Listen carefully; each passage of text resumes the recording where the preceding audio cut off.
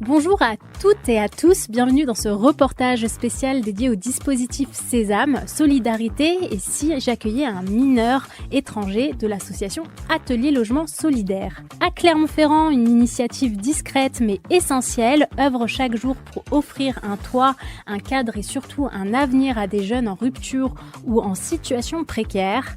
C'est Myriam et Eddy sur Radio Arverne. Aujourd'hui, dans ce reportage, nous vous amenons à la découverte de l'Atelier Logement Solidaire, une association qui, à travers son dispositif Sésame, propose un accompagnement original, des logements en famille d'accueil pour des jeunes de 16 à 21 ans, en chemin vers l'autonomie. Nous irons à la rencontre de ceux qui font vivre ce projet, une éducatrice spécialisée engagée au quotidien, une famille d'accueil investie et un jeune qui a trouvé grâce à ce dispositif un nouveau souffle.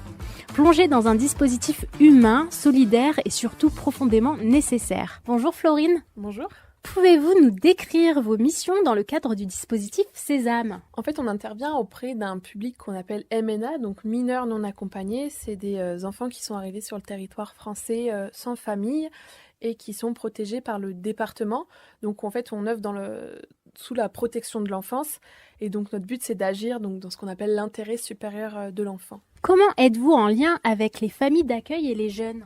En fait, on a un lien assez fluide avec eux. Ça peut être par SMS, par mail, par appel. On se rend aussi beaucoup au domicile. Ils peuvent venir à nos bureaux. Voilà, ça dépend de quels jeunes, selon où ils habitent et qu'est-ce qui fonctionne le mieux avec eux. Qu'est-ce qui distingue l'accueil citoyen du placement traditionnel ? Ce qui distingue essentiellement cet accueil-là, c'est que le fait que nous, ce sont des bénévoles, ça c'est très important, c'est pas leur métier, ils ont parfois un métier à côté, parfois ils sont à la retraite, ça dépend.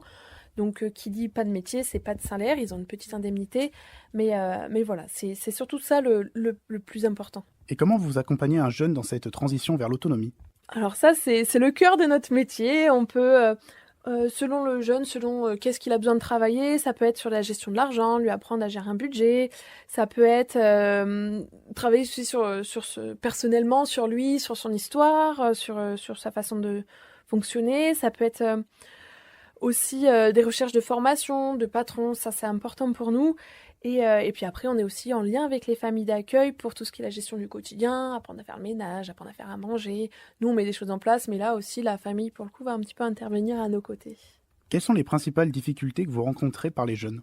Je pense que ça peut être notamment lié à leur histoire. Ils ont parfois connu un petit peu des maltraitances ou voilà, ils ont peur qu'on soit intrusif dans leur vie passée. Voilà, ça c'est important pour eux. Ils ont un petit peu peur des fois d'être jugés ou de pas bien faire. Ça c'est important pour eux de bien faire et que nous on soit contents, j'ai presque envie de dire.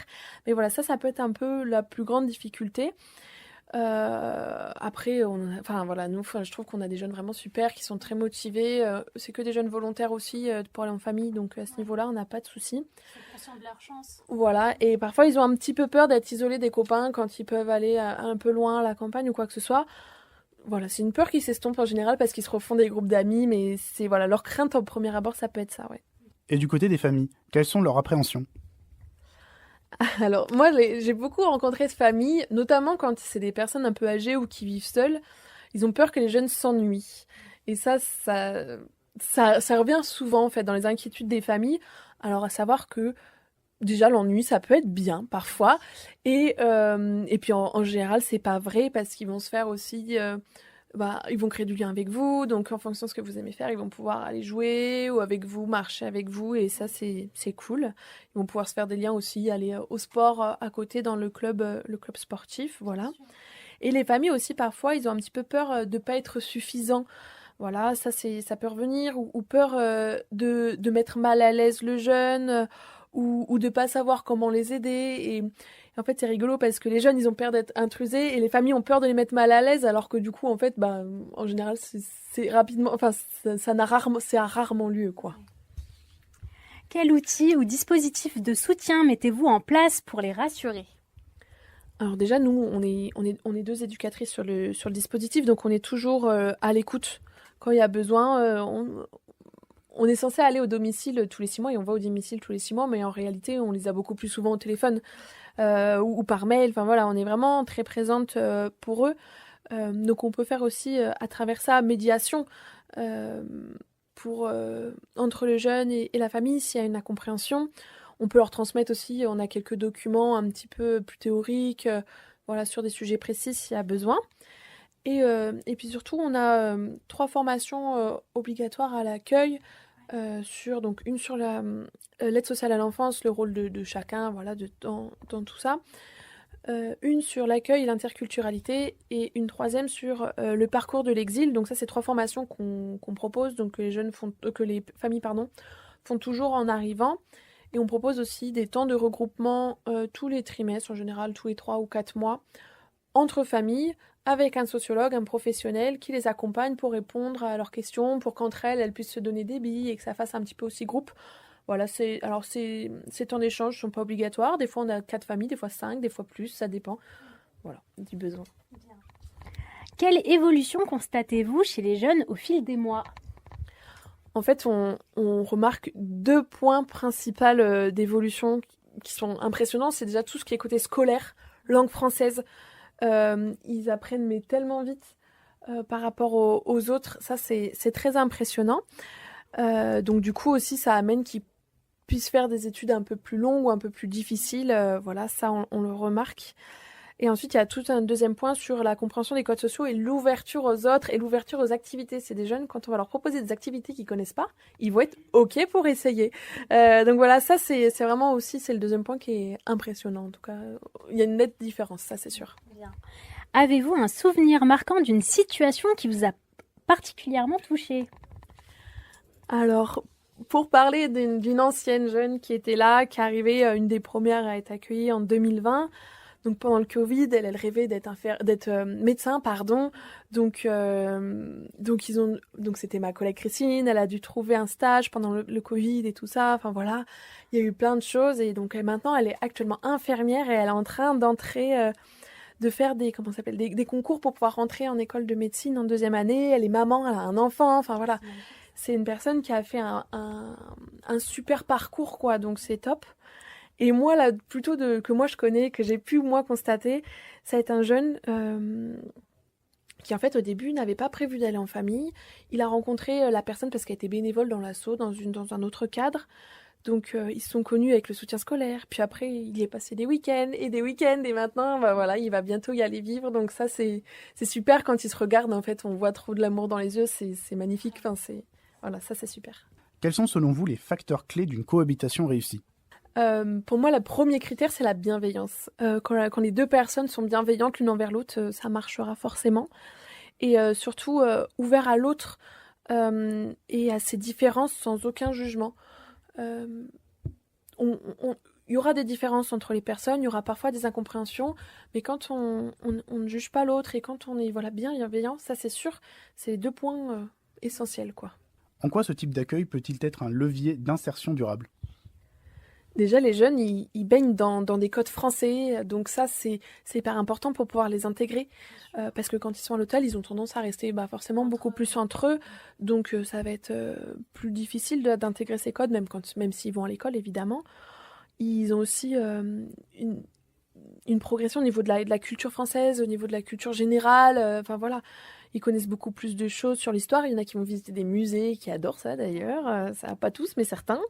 Ça, c'est un point vraiment important. Et aussi, au niveau de l'insertion, c'est qu'il se crée un entourage.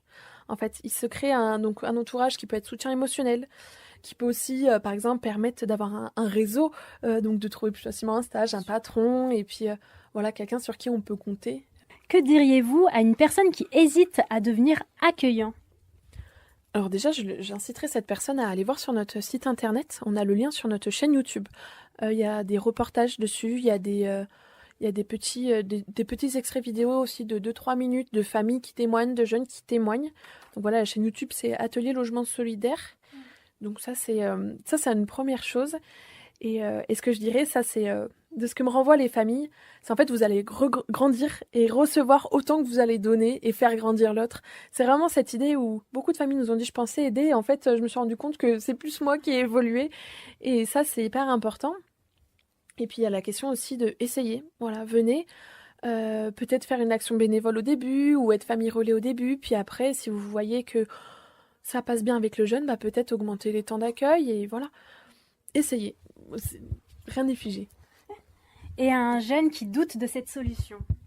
Alors là, je lui dirais aussi qu'il peut aller voir nos petites vidéos et puis d'en parler à tous les copains qui sont là actuellement en famille, qui aussi avaient peur au début, qui certains étaient un petit peu réticents, et puis voilà, échanger avec eux, et puis lui aussi, je lui dirais d'essayer, que ça n'engage à rien, on peut faire une rencontre, et puis ça arrive, des fois, on fait une rencontre, finalement, l'un des deux côtés se rétracte, c'est ok, c'est possible, voilà.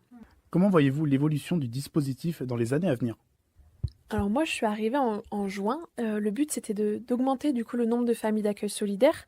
Là, actuellement, on est à 8 familles d'accueil solidaire. Le but, ce serait d'être à 15, si possible 13, ou en tout cas 15 familles d'accueil solidaire. Et aussi, on est en train de développer le réseau de familles relais, voilà, pour mettre en place un réseau un peu plus solide. Donc c'est pour accueillir des jeunes sur les week-ends et les temps de vacances. Actuellement, voilà, on est entre 15 et 20. On commence à augmenter un petit peu le nombre de familles relais.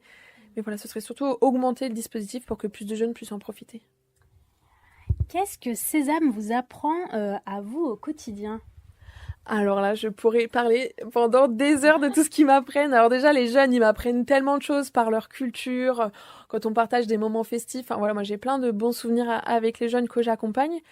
Mais ce que je retrouve à Sésame par rapport à d'autres travails que j'ai pu faire auprès de ce public, c'est vraiment la beauté des rencontres. Là, tout à l'heure, encore, j'étais avec un jeune qui a rencontré une famille qui se connaissait pas du tout. Et en fait, moi, ça me donne foi en l'humain, ça me donne espoir, en fait, vraiment en l'avenir. C'est vraiment, ouais, la solidarité, quoi. De voir cette solidarité, c'est beau. Et bien maintenant, parlons de l'association L'Atelier Logement Solidaire. D'où est venue l'initiative de cette association? Elle est venue en 2010 pendant la crise du logement. Il y a eu au niveau du 115, donc le numéro d'urgence, il y a eu plein de difficultés pour héberger tout le monde. Il y avait des tentes sur place de Jaude, etc. Donc il y a 3 grosses associations connues qui s'appellent la CIMAD, le Secours catholique et le Secours populaire, qui se sont unies, qui ont dit en fait il nous faut une nouvelle association qui puisse répondre à ces besoins.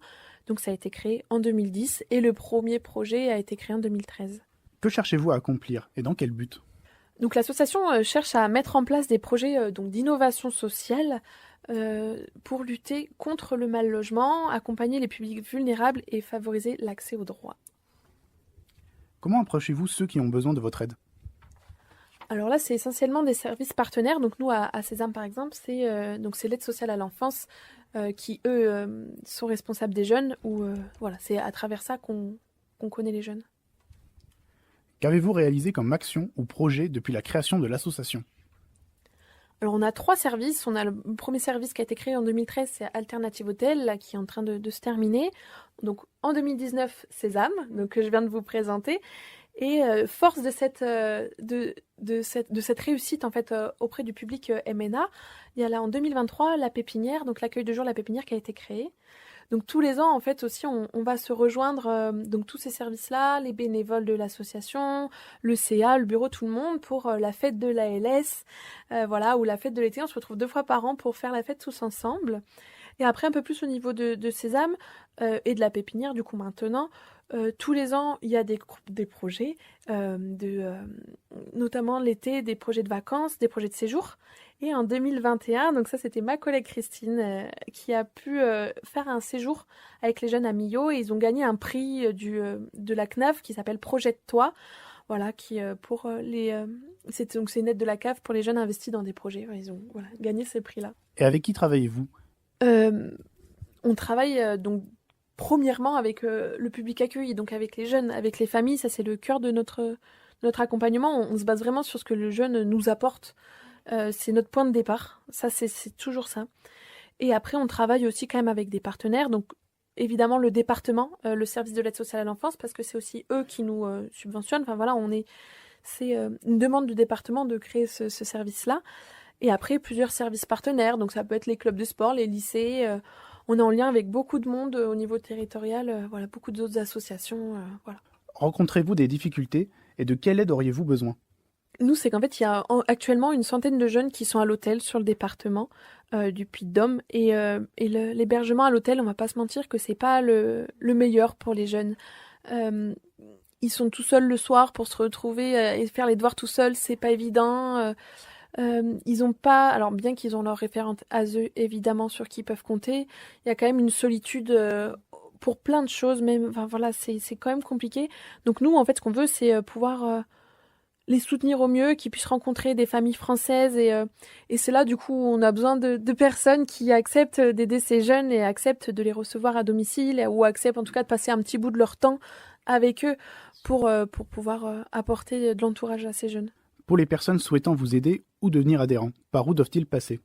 On a le site internet qui est plutôt bien fait d'ailleurs, je trouve, qui s'appelle Atelier Logement Solidaire, où on peut retrouver alors tout ce qui concerne l'association, sur nos valeurs qui sont quand même très fortes pour nous, sur les 3 dispositifs qui existent, notamment donc sur Sésame, sur l'actualité de l'association. Voilà, le site internet Atelier Logement Solidaire.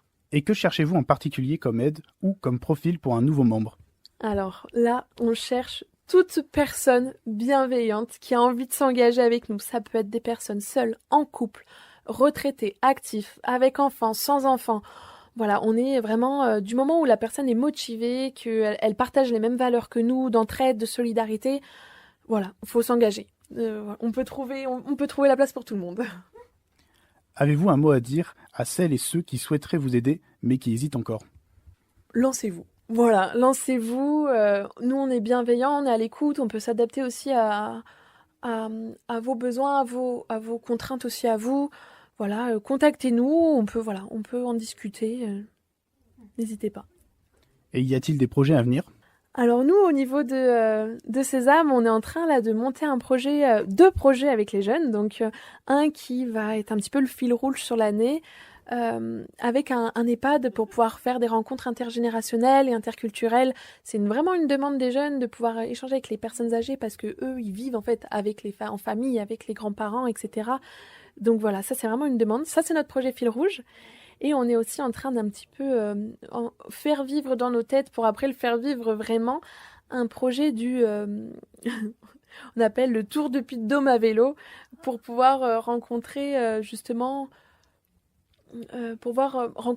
les personnes qui habitent dans le Puy-de-Dôme avec vraiment une dimension collective. Donc en s'arrêtant dans des villes, en pouvant faire des chantiers citoyens par exemple. Voilà, à vélo, on a beaucoup de jeunes qui aiment le vélo en ce moment, donc ça c'est un projet qui est en train de se monter. Reste encore exactement à définir comment il va être, mais ça va être un beau projet de l'été 2026. Eh bien merci d'avoir répondu à toutes mes questions. Vous êtes toujours sur Radio Arverne dans un reportage spécial dédié au dispositif Sésame, Solidarité et si j'accueille un mineur étranger de l'association L'Atelier Logement Solidaire. On s'accorde une pause musicale avec le titre Chance de Monophonique. À tout de suite.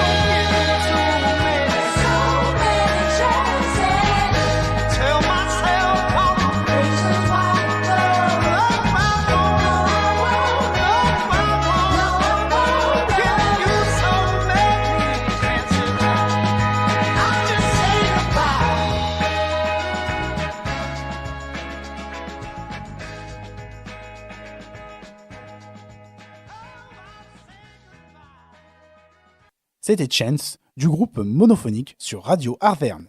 On continue notre reportage spécial dédié au dispositif Sésame, Solidarité et si j'accueille un mineur étranger de l'association L'Atelier Logement Solidaire. Maintenant, on va à la rencontre de Pierre, famille d'accueil pour le dispositif Sésame et si j'accueillais un mineur étranger. Bonjour Pierre.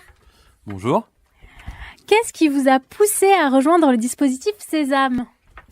Alors moi, mon histoire, elle est un peu particulière parce que j'hébergeais en fait déjà le jeune avant de rejoindre le dispositif Sésame. En fait, avant qu'il soit reconnu officiellement mineur par le juge, je l'hébergeais déjà.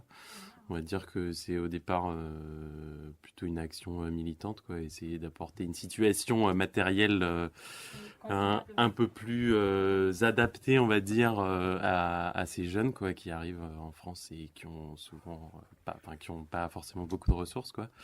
Et donc je l'ai hébergé avant et quand il a été reconnu mineur, il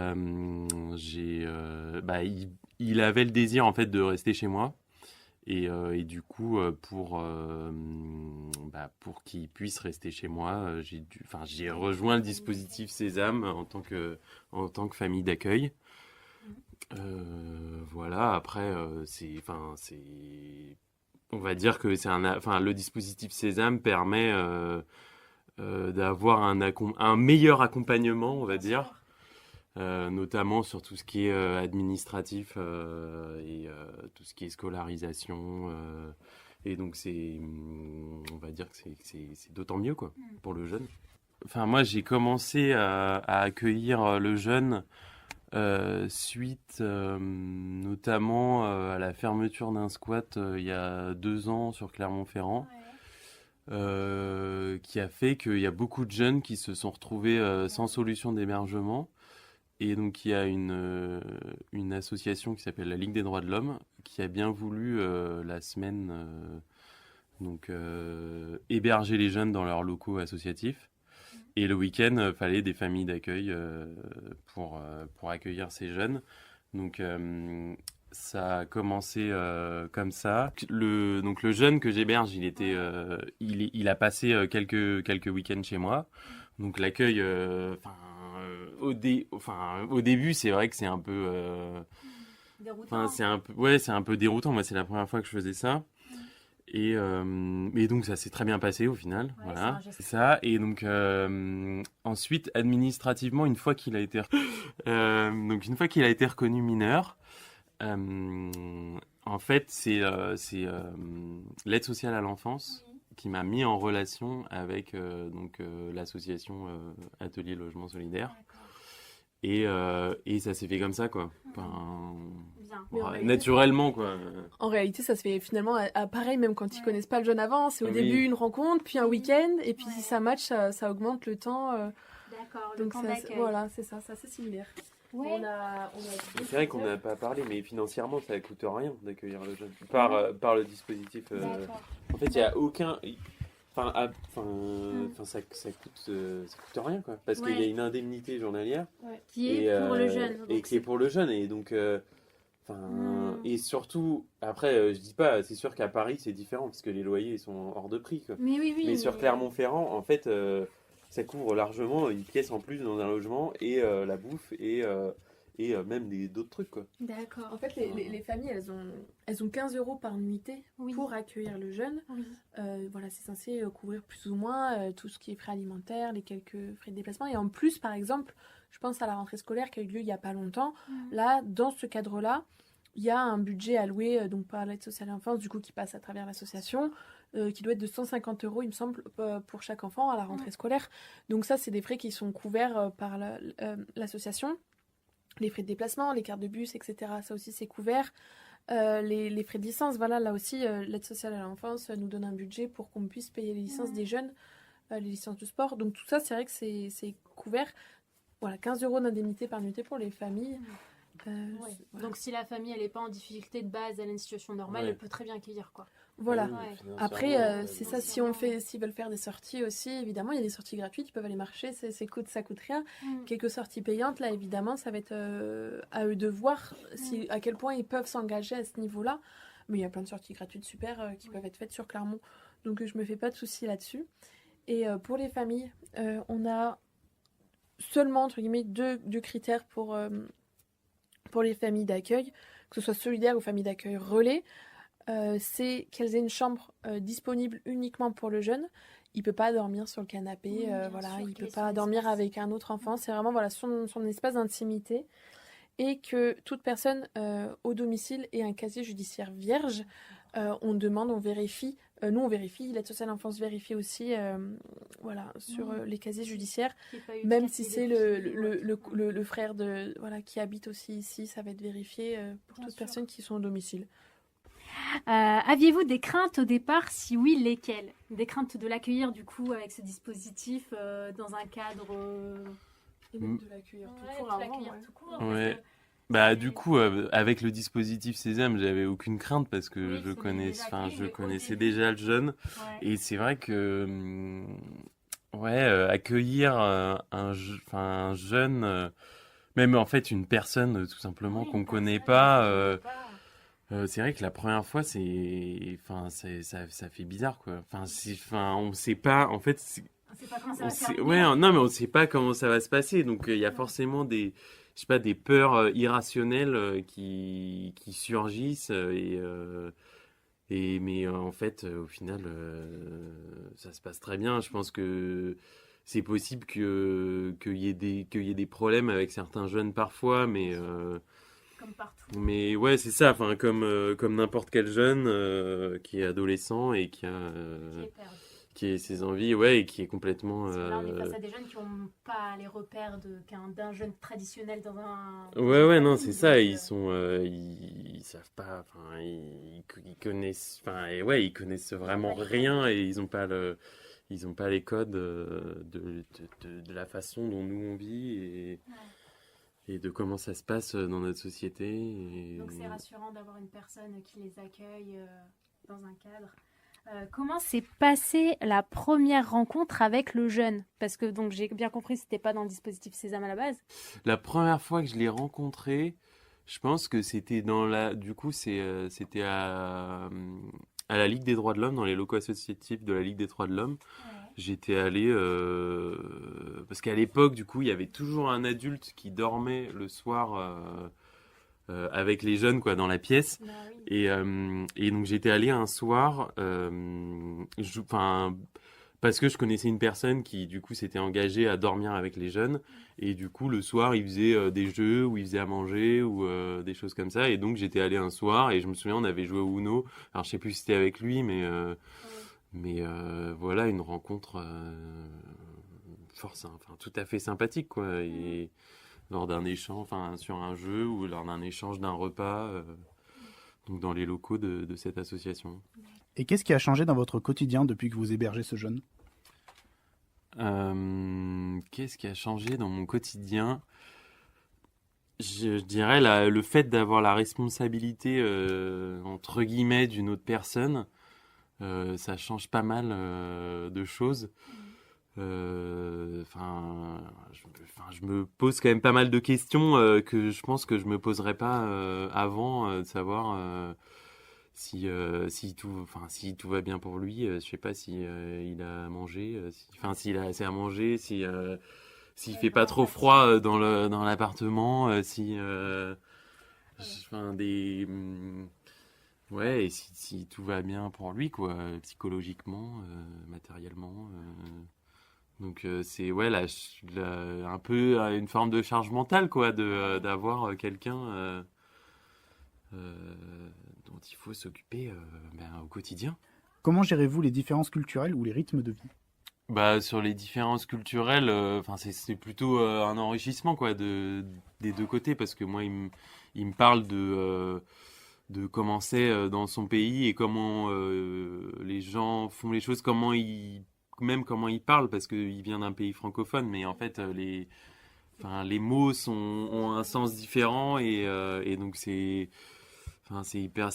parfois c'est très drôle et donc c'est hyper intéressant quoi comme situation. On apprend beaucoup l'un de l'autre et c'est super chouette quoi. Est-ce que l'accompagnement de l'association vous a aidé? Je dirais que c'est d'une grande aide pour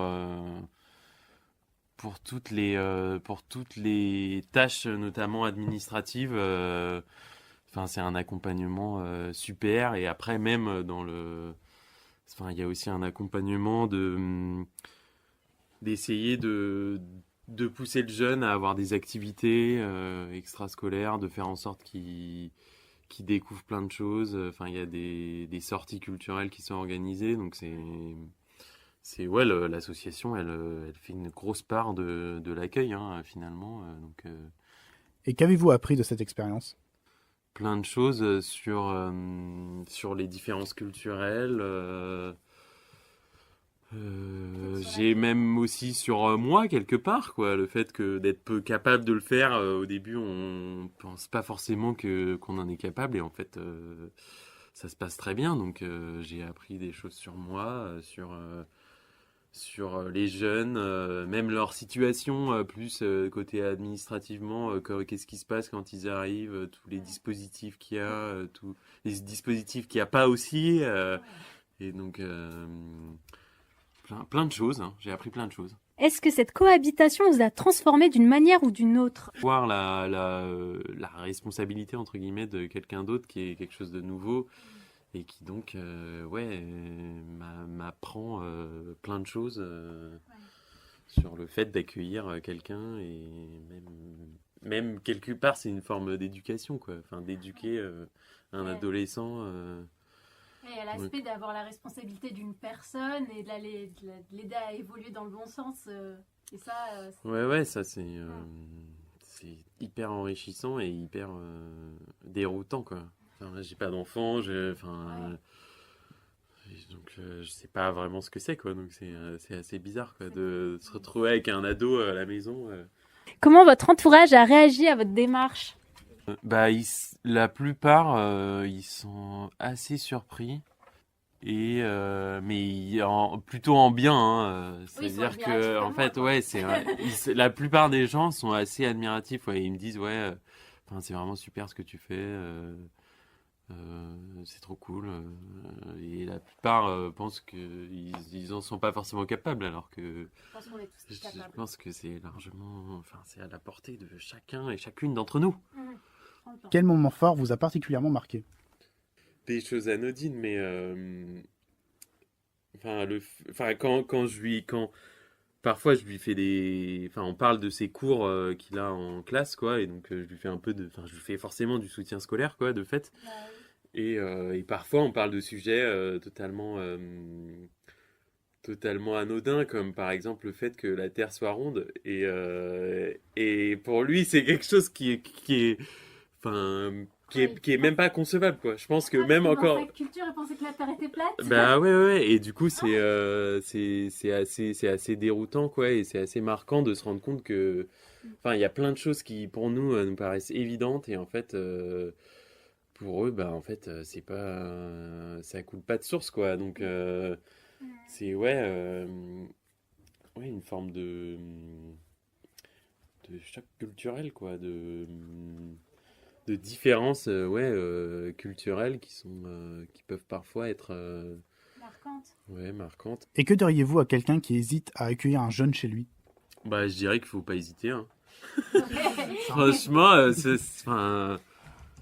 au final, c'est super. Enfin, d'autant plus avec le dispositif Sésame où c'est hyper facilité par l'association, quoi. Et donc, faut surtout pas hésiter à le faire, quoi. Même ne serait-ce qu'essayer, au début des week-ends. Et, il faut aussi y aller, je pense, peut-être petit à petit. Et donc, faire quelques jours, quelques week-ends. Et après, si y a un véritable échange avec le jeune et que ça se passe bien, faut y aller, quoi. Mais ouais, je dirais qu'il faut surtout pas hésiter, quoi. Faut aller contre ses propres a priori et ses propres peurs qui je pense, ressurgissent, quoi, dans ces cas-là. Alors On va maintenant à la rencontre d'un jeune qu'on nommera Kevin. Il est actuellement accueilli chez Pierre, qu'on a pu écouter précédemment. Kevin est logé à travers le dispositif Sésame, Solidarité et si j'accueillais un mineur étranger. On l'écoute tout de suite. Bonjour Kevin. Oui, bonjour. Peux-tu nous dire d'où tu viens et comment tu es arrivé en France? Je suis ivoirien. Je viens de la Côte d'Ivoire, précisément à Guinwa. Je suis arrivé en Italie. D'Italie, je suis arrivé en France. J'étais en Italie, j'ai croisé une dame là-bas. Après, on faisait tout ensemble. C'est elle qui cuisinait souvent pour nous donner. Et du coup, elle voulait rejoindre son mari en France. Du coup, comme on ne se comprenait pas avec les Italiens, leur langue, ça nous fatiguait trop, on ne se comprenait pas. Du coup, elle m'a dit de venir avec elle. En venant sur la route, on a croisé des gens, ils étaient habillés comme des policiers. C'était des contrôleurs. Ouais. Du coup, ils nous ont vérifié. Moi, j'avais pas de billets sur moi. Avant de connaître le dispositif Sésame, quelle était ta situation donc? Parce que tu m'expliquais il y a un instant que justement tu n'avais pas les papiers quand tu es arrivé en France. Oui. Du coup, j'étais dans une association de Dahomey. C'est une association qui reçoit les jeunes mineurs. Du coup, je suis arrivé là-bas. Après, ils m'ont dit que je ne suis pas reconnu mineur. D'accord. Alors que j'avais les photos de mes documents avec moi. Oui. Après, ils m'ont dit il y a des erreurs dedans et tout et tout. Le jour où ils m'ont dit ça, moi-même, je suis allé voir leur directeur. Je lui ai demandé. Elle m'a dit, ok, il n'y a pas de souci, tu peux me montrer. Parce que je lui ai posé une question, j'ai un document à vous montrer. Si vous pouvez me dire s'il y a une erreur ou pas. Elle m'a dit oui. Je lui ai donné mon téléphone, elle a regardé. Elle me dit, votre document, il n'y a rien dessus. J'ai dit, ok. Mais et pourtant, votre collègue m'a dit qu'il y a des erreurs. Elle m'a dit, bon, ça ne dépend pas de eux, que c'est eux qui décident si tu es mineur ou pas. D'accord. Donc Ouais. en réalité, tu étais mineur, mais ça leur a arrangé de dire que tu étais majeur Oui, pour vite t'expédier. Et toi, tu as dû Oui. prouver le fait que tu étais mineur. oui. C'est elle-même qui m'a dit que mes dossiers sont bons. Après, elle m'a dit que non, que ça ne dépend pas de eux, qu'il y a leurs chefs aussi qui sont là, que c'est eux qui ont dit non, je ne suis pas mineur et tout. Et puis après, ils nous ont mis sur recours. Du coup, on allait à la Ligue des droits de l'homme. D'accord. Ouais. Florine, c'est des cas qui arrivent souvent, ça? En fait, parfois, les jeunes, ils ont juste des photos de leurs papiers quand ils arrivent en France et c'est pas toujours, ça fait pas forcément acte de véridique en fait. Donc, ça arrive parfois que les jeunes soient évalués donc par le service effectivement qui s'appelle Dahomey, qui soient évalués majeurs parce qu'à ce moment-là, ils n'avaient pas leurs papiers sur eux ou juste des photos pas forcément nettes, etc. Et suite à ça, le jeune donc est reconnu majeur et il reçoit ses papiers du pays et suite à ça va pouvoir faire recours auprès auprès de la préfecture pour pouvoir être reconnu mineur. Voilà. Kevin, comment s'est passée ta première rencontre avec la famille d'accueil? Parce qu'on a accueilli Pierre, qui nous a parlé de toi. Donc, si tu peux nous parler de votre rencontre. On s'est rencontrés à la Ligue des droits de l'homme. Il y avait sa copine qui venait là-bas, elle s'appelle Aden. Du coup, un jour, elle m'a vu, j'étais en train de lire. Elle est venue à côté de moi et elle m'a demandé si je sais très bien lire. Je lui ai dit, je ne sais pas très bien lire. Du coup, elle m'a montré. Elle m'a montré comment on découpe les mots. Mais avant ça, on faisait des cours, mais c'était pas chaque fois, c'est des cours de 2 heures et tout. Du coup, on a commencé à échanger un peu. Les week-ends, parce qu'on dormait à la Ligue. Le soir, on dormait là-bas, tout et tout, avec... On était à peu près à 39 personnes. Qu'as-tu ressenti les premiers jours dans ta nouvelle maison? Du coup, le premier jour, je suis arrivé là-bas, j'étais très content. Ouais, tu avais ton espace chez Pierre. Ah oui. J'ai cuisiné, parce que depuis que je suis arrivé en France, on cuisinait souvent à la Ligue, mais tu es obligé de manger, sinon tu sais que ça passe pas. Mais du coup, dès que je suis arrivé là-bas, il m'a dit qu'est-ce que je veux manger. Je lui ai dit je veux manger à Tchéké. Donc du coup, il m'a donné de l'argent, je suis allé acheter tout. J'ai cuisiné, on a mangé ensemble avec un autre jeune qui est venu passer le week-end chez nous. Qu'est-ce qui t'a surpris ou touché dans la manière dont ils t'ont accueilli? J'étais très surpris parce que chez nous, c'est rare de voir ça. Quelqu'un que tu ne connais pas, tu le vois d'un coup, tu le reçois chez toi, tu ne connais rien de lui et tout. Du coup, je ne sais pas quoi dire. Ouais, non, mais c'est très bien. C'est vrai, hein. C'est très bien. Genre, t'es conscient que ça se fait pas facilement et là, Oui. on t'a ouvert la porte Oui. et ça t'a fait vraiment du bien. Et quelles sont tes journées aujourd'hui? Je suis au lycée Pierre-Joël Bonté, ici en formation des charpentes. Là même, j'ai eu un apprentissage. Du coup, je viens juste de quitter là-bas. Ouais. J'ai passé mon stage là-bas, du coup, ils m'ont dit que j'étais gentil, je travaille bien, je respecte. Du coup, ils m'ont pris en apprentissage. Il a eu aujourd'hui sa première fiche de paye. Hein. Oh, félicitations! Donc aujourd'hui, Merci. première fiche de paye, première interview à la radio. Ouais, c'est trop bien. Ah, elle est super ta journée. Ouais. Et comment tu te sens dans cette famille alors? Ouais, je me sens très bien. Je me sens à l'aise. Et puis, ils me donnent tout. Ouais. Je suis allé rencontrer toutes ces familles et tout. On a échangé et tout. Ouais, t'as vraiment Ouais. un vrai cadre familial, Oui. une vraie stabilité Ouais. avec eux. Oh, c'est génial. Et bon, je suppose que c'est le cas, mais est-ce que tu te sens soutenu? Est-ce que ça t'a changé un peu ton avenir? Oui, ça m'a beaucoup changé. Parce qu'au fait, avant pour lire, c'était compliqué pour moi. Mais vu que je suis arrivé chez lui, chaque soir on faisait des trucs ensemble. Si j'ai des exercices et tout. On a même passé un examen, il m'a beaucoup aidé. Du coup, j'ai réussi mon examen et tout. Félicitations à toi. Merci. Quels sont tes projets pour l'avenir, vu qu'on en parle? Bon, moi, mes projets pour l'avenir, mon objectif, en tout cas, je veux être le meilleur de tout ce que je mets ma main dedans. Ouais. Que dirais-tu à un jeune qui hésite à être accueilli chez quelqu'un? Bon, du coup, ça dépend parce que j'ai des amis. Chaque famille a sa manière de vivre. Oui. Du coup, selon moi, c'est mieux d'être dans une famille que d'être à l'hôtel. Merci pour tes mots, Kevin. Pour finir, prochainement, on a un événement qui pourrait mieux nous renseigner sur le dispositif Sésame. Tu nous en parles, Florine? Eh bien, tout à fait. On organise donc avec Sésame une réunion d'information publique où tout le monde est le bienvenu. Donc, c'est dans nos locaux, le local de l'accueil de jour, à 9 rue du Magnan, à Clermont-Ferrand, jeudi 6 novembre à 18h. Donc, on a cette réunion d'information publique où moi, je vais représenter le dispositif Sésame, où je vais parler de qu'est-ce qui est responsabilité de la famille, qu'est-ce qui est la responsabilité du département, où je vais bien présenter, je vais reprendre vraiment tous les points importants de l'association, du dispositif, où vous pourrez poser toutes vos questions. Normalement, il y a généralement une famille qui m'accompagne. Il y a aussi un ou une jeune qui m'accompagne. Là, je pense que ce sera une ancienne jeune et une ancienne famille solidaire, si tout va bien, qui seront présents avec moi et on pourra répondre vraiment à toutes vos questions. Si jamais vous n'êtes pas disponible, il y a quand même le site internet Atelier Logement Solidaire sur lequel vous pourrez retrouver mon numéro, celui de ma collègue, notre adresse mail, sur le petit onglet Sésame. Donc toutes les informations s'y sont notées. N'hésitez pas à m'appeler. Il n'y a pas de souci, je réponds au téléphone sans souci. Et si jamais on me laisse un message, je rappelle, bien sûr, le plus tôt possible. Est-ce que vous avez des réseaux sociaux ou un site internet où on peut trouver vos actualités à l'année? On a le Facebook de l'association, donc Atelier Logement Solidaire, et on a effectivement la page internet sur laquelle il y a un onglet Actualité, donc Atelier Logement Solidaire aussi. Bien.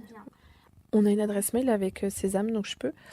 Donc après, mon numéro de téléphone, c'est le 07 65 15 33 74. Donc notre adresse mail, donc à ma collègue Christine et à moi, c'est la même, c'est Sésame, donc SESAME, @atelier au singulier logement solidaire, donc tout ça au singulier, .org. Merci à vous, Florine, et même à l'atelier Logement Solidaire. Merci. Et merci en tout cas de nous avoir reçus sur nos ondes et de parler de notre magnifique projet humaniste. À travers ces témoignages, on comprend que l'atelier Logement Solidaire et son dispositif Sésame ne se contentent pas d'offrir un toit, ils offrent surtout un cadre, une écoute, une transition possible vers un avenir plus stable. Familles d'accueil, travailleurs sociaux, jeunes en reconstruction, chacun joue un rôle clé dans ce maillage solidaire qui remet l'humain